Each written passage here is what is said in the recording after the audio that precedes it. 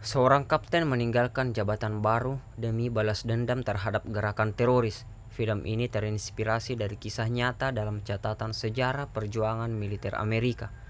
Pada tahun 1993, kelompok teroris yang dipimpin Bin Laden melakukan aksi serangan ke kedutaan Amerika di Afghanistan dan juga kapal militer Amerika. Ketegangan perang militer terus terjadi hingga diberitakan bahwa pesawat Amerika telah dibajak.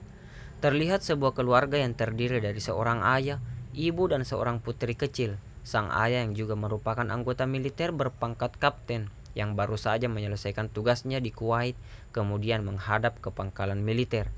Di sana dia mendapatkan informasi lengkap tentang semua yang sedang terjadi, termasuk bahwa timnya telah dibubarkan karena beberapa di antaranya telah mengundurkan diri.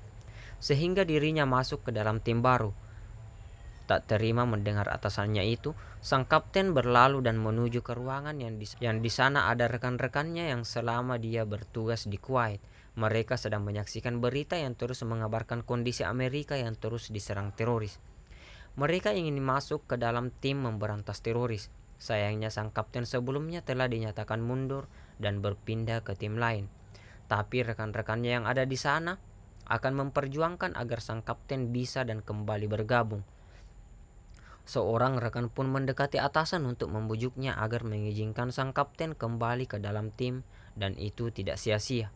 Selanjutnya semua orang kembali ke keluarga untuk berpamitan dengan mereka, meskipun mendapat penolakan, hal yang sangat berat namun tetap harus mereka lakukan, mengingat ini adalah misi berbahaya yang mengancam keselamatan mereka. Mereka pun terbang dan sampai ke lokasi zona perang, yaitu Uzbekistan. Setelah mengenali titik-titik camp, sang kapten dipanggil atasannya untuk memaparkan rencananya dan misinya. Sang kapten membuat atasan percaya atas penjelasannya, dan akhirnya misi membalas dendam atas serangan teroris yang dimandatkan ke tim yang dipimpin sang kapten. Hasil itu membuat mereka amat senang. Sang kapten ditemani rekannya pun mengumumkan itu ke rekan tim lainnya, yang tentu saja itu disambut bahagia. Malam pun tiba, helikopter akan membawa mereka ke titik perang, hingga tak lama kemudian tibalah mereka. Namun tiba ketegangan terjadi di wilayah pendaratan mereka.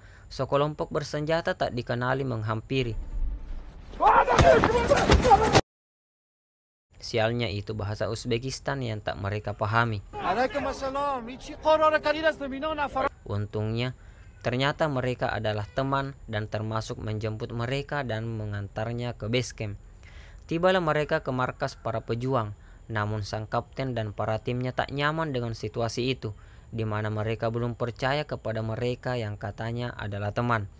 Sang kapten meminta pimpinan pejuang Uzbekistan untuk membuktikan bahwa mereka bukanlah musuh. Sang kapten ingin ditunjukkan markas gerakan teroris yang akan dilawan. Namun pemimpin pejuang Uzbekistan yang bernama Dostum menyampaikan masalah bahwa hanya ada 6 ekor kuda yang dapat mengantar mereka. Itu berarti 6 lainnya tak bisa berangkat dan mereka akan terpisah.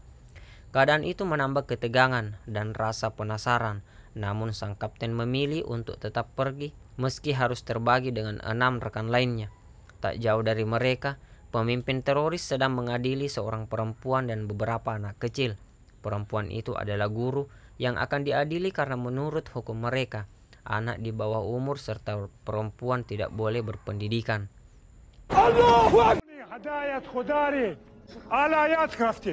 Dari kejauhan, mereka pun menyaksikan pergerakan para teroris.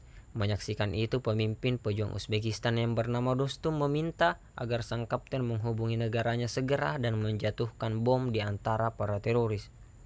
Tetapi sang kapten belum yakin jika itu benar-benar teroris, sehingga Dostum membuktikannya dengan menelpon para teroris secara langsung. Setelah yakin, kapten pun menyebutkan titik koordinat untuk menjatuhkan bom, hingga tak lama kemudian bom pun dijatuhkan. Tetapi sialnya, titik koordinatnya keliru dan jauh dari sasaran.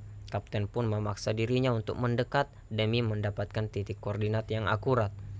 Setelah perjuangannya yang sangat menegangkan, akhirnya bom pun berhasil dijatuhkan di tempat yang direncanakan.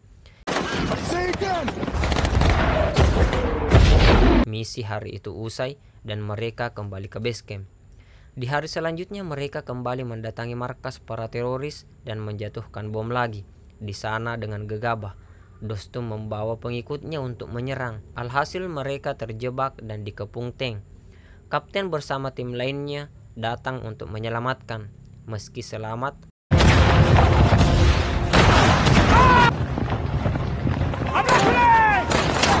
banyak di antara mereka yang terluka parah.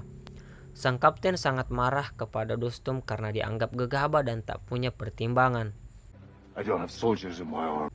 Saat malam tiba, Dostum membangunkan sang kapten untuk memperlihatkannya sebuah peta. Keesokan harinya saat semua personil Amerika lengkap, mereka pun berangkat untuk menyerang. Tetapi mereka mendapati markas teroris dalam keadaan sunyi hingga mereka pun mendekat. Setelah dekat, tiba-tiba serangan dari teroris menyerbu mereka. Ternyata itu adalah jebakan. Tembakan dari jarak dekat terus berlangsung hingga menghasilkan kemenangan dari pihak Dostum dan sang kapten. Dan juga mereka telah berhasil untuk membom penyimpanan persenjataan teroris. Saat beristirahat, mereka mendapatkan surat dari presiden. Sang kapten pun membalas surat itu dan kemudian dibacakan secara nasional di siaran Amerika. Setelah itu, sang kapten dan Dostum membicarakan visi selanjutnya. Namun ternyata keberanian Dostum gentar untuk menyerbu markas besar teroris sesuai yang diinginkan kapten. Nyali dari Dostum ciut dan memilih mundur dan membuat kapten kecewa. Sang kapten menyampaikan itu ke 12 timnya, tetapi mereka semua sepakat untuk terus melanjutkan misi dengan atau tanpa Dostum. Saat waktunya tiba, mereka pun berangkat dan saat melihat dari kejauhan, mereka menyadari kalau mereka hanya 12 dan berpencar yang melawan teroris yang tak terhitung jumlahnya. Namun setelah menemukan titik koordinat akurat dan mengkonfirmasinya ke pusat, mereka berhasil membom habis para teroris. Namun di tim lain, mereka kedatangan tamu tidak diundang, yaitu para teroris yang mendekat seolah mengalah dengan mengacungkan senjata ke udara dan lengkap dengan kain berwarna putih yang ternyata itu adalah bom bunuh diri.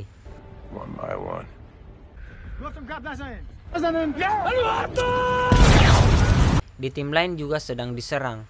Sialnya radio jaringan rusak dan komunikasi ke pusat terputus. Di tengah keterpurukan itu tiba-tiba Dostum datang. Entah apa yang membuatnya berubah pikiran untuk kembali bergabung bersama kapten dan melawan teroris. Namun hanya sampai di sana mereka ditembaki dengan rudal tank. Di mana-mana perang terjadi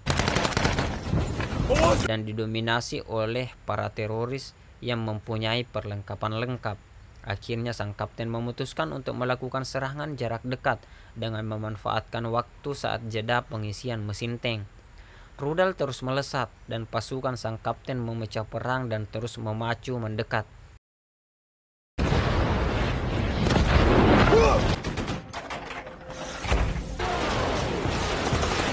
Tapi sang kapten terjatuh. Untungnya dia masih selamat dan bangkit. Sang pemimpin teroris terus berlari dan dikejar Dostum. Akhirnya dua rival bertemu, yang itu dimenangkan oleh Dostum.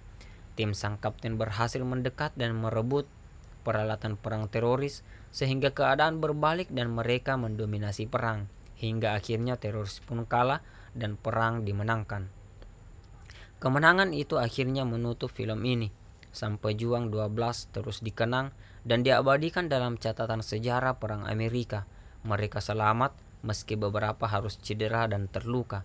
Mereka pulang dan menemui keluarganya dengan utuh. Oke teman-teman, terima kasih telah menyaksikan review film ini. Sampai jumpa lagi di review film selanjutnya. Terima kasih. Salam abstraksi dan goodbye.